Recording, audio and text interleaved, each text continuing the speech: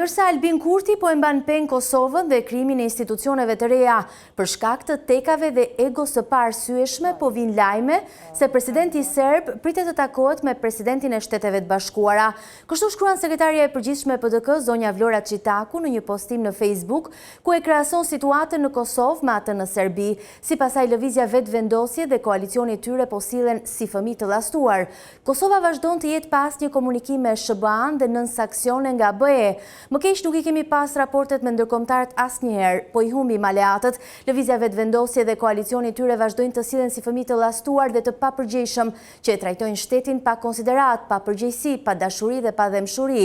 E trajtojnë si një trashëgimi të fituar pa mund dhe pa sakrificë, por Kosova është ndërtuar me mund, me gjak e me sakrificë dhe është më e madhe se cilido politikan a parti. Sa e dhemshme që kemi rënë në këtë pikë kaq të ulët nga kjo kastë e politikanëve aventurier, shkruan Çitaku.